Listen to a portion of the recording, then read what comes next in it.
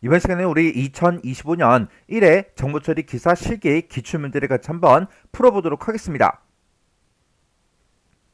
2번 문제요. 2번 문제 보니까 이제 다음은 무결성 이제 제약 조건에 대한 그 설명이래요. 가로 1, 2, 3번에 이제 들어갈 그 알맞은 용어를 보기에서 찾아서 써라. 그렇게 이제 문제가 나왔어요. 자, 지금 여기 보게 되면 이제 무결성이라는 말이 나오는데 이 무결성이라는 거는 데이터베이스에 저장된 그 값과 그것이 이제 표현하는 그런 이제 현실 세계의 실제 값이 일치하는 그 정확성을 보고 우리가 무결성이다. 그렇게 이제 부르는 거죠.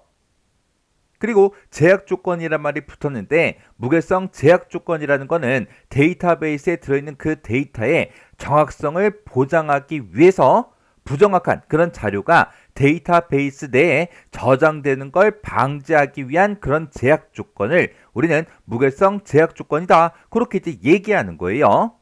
이런 이제 무결성의 종류에 보게 되면 개체 무결성이다, 도메인 무결성이다, 참조 무결성이다, 사용자 정의 무결성이다, 널 무결성이다, 고유 무결성이다, 키 무결성이다, 관계 무결성이다 라고 해서 이렇게 이제 여러 가지가 있었어요.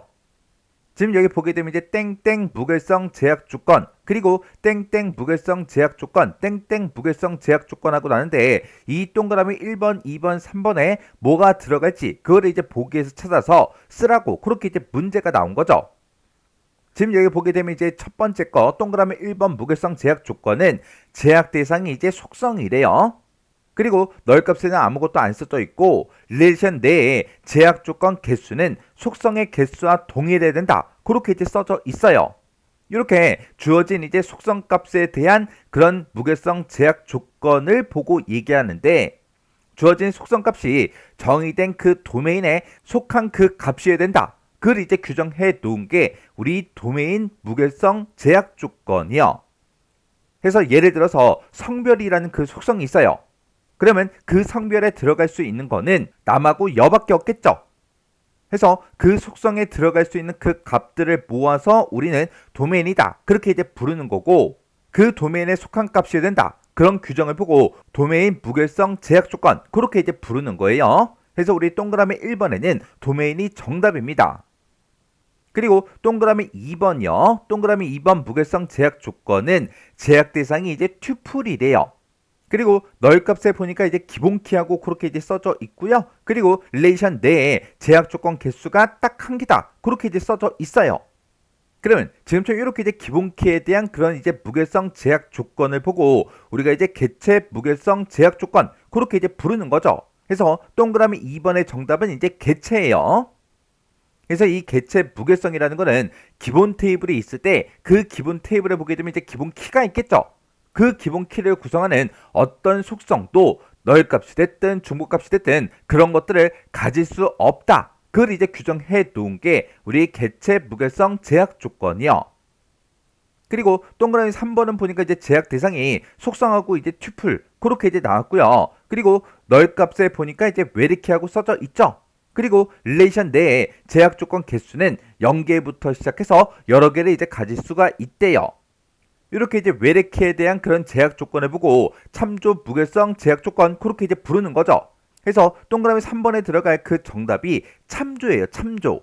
참조 무결성 제약 조건이 외래키에 대한 그 제약 조건이에요. 그래서 이 외래키 그 값은 널 값이거나 아니면 참조 릴레이션의 기본키랑 똑같은 그 값들만 사용할 수 있는 거죠. 해서 참조할 수 없는 그런 외래키 값을 가질 수가 없다. 그걸 이제 규정해 놓은 게 우리 참조 무결성 제약 조건이요. 그래서 우리가 정답을 쓸 때 문제에서 보기에서 찾아 써라. 그렇게 이제 문제가 나왔으니까 보기에 써져 있는 이런 용어들 우리 도메인이다. 그리고 개체다. 그리고 참조다. 이런 용어만 정답으로 써줘야 되겠죠.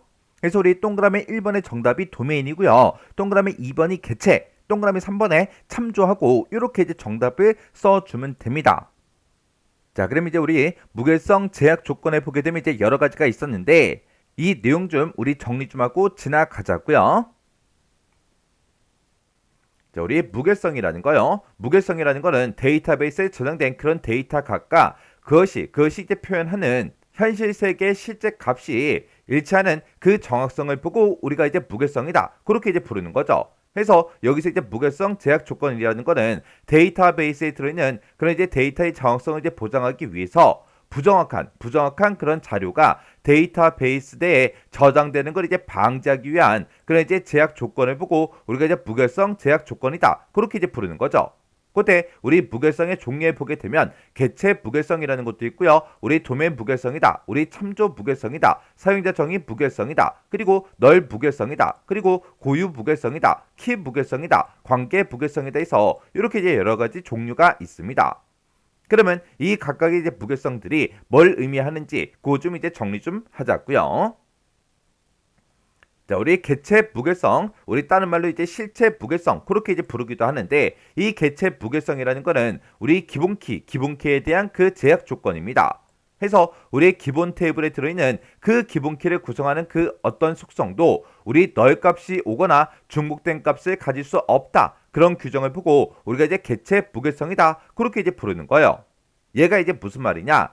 자, 지금처럼 이렇게 이제 우리 학생 릴레이션이 만약에 있어요. 근데 우리 학번이라는 게 지금처럼 이렇게 이제 기본키로 만약에 사용이 됐다면 그때는 이 학번은 중복된 값이 있으면 된다 안 된다? 안 되더라. 학번이 똑같다. 그 얘기는 똑같은 사람이라는 그 얘기잖아요. 이 학번은 중복된 그런 값을 가질 수가 없고요. 그리고 학생은 존재하는데 학번이 없을 수 있어요?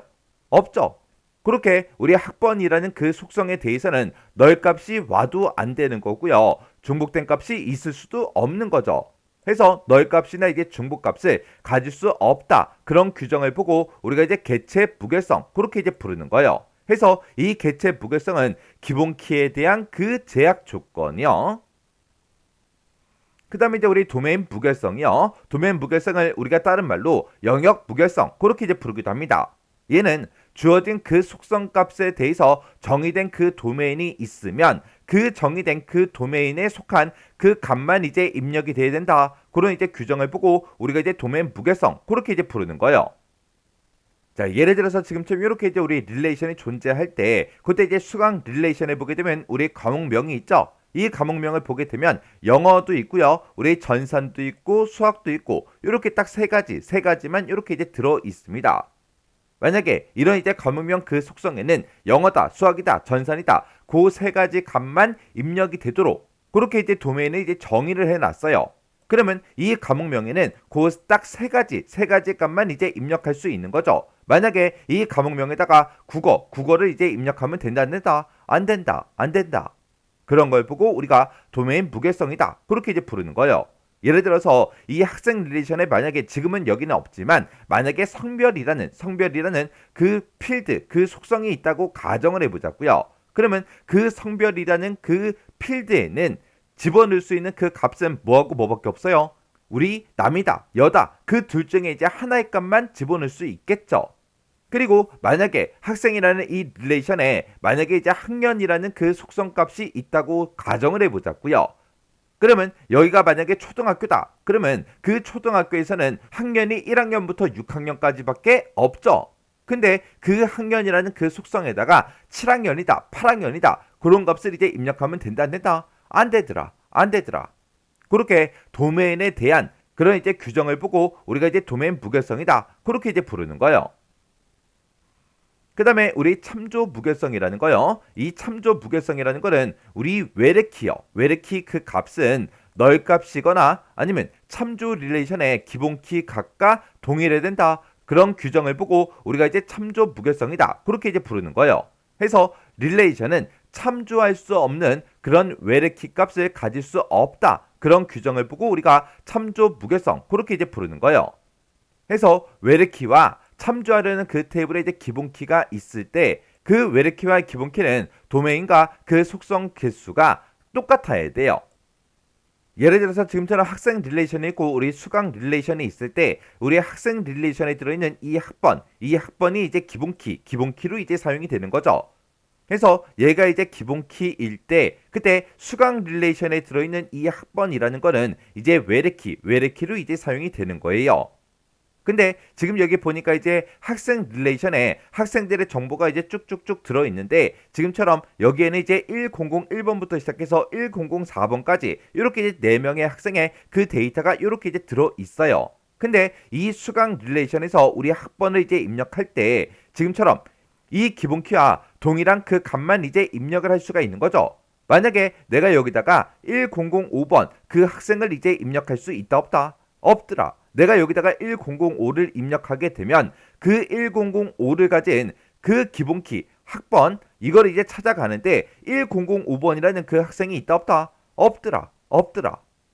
해서 이 참조 무게성이라는 거는 외래키에 대한 그 제약 조건이에요.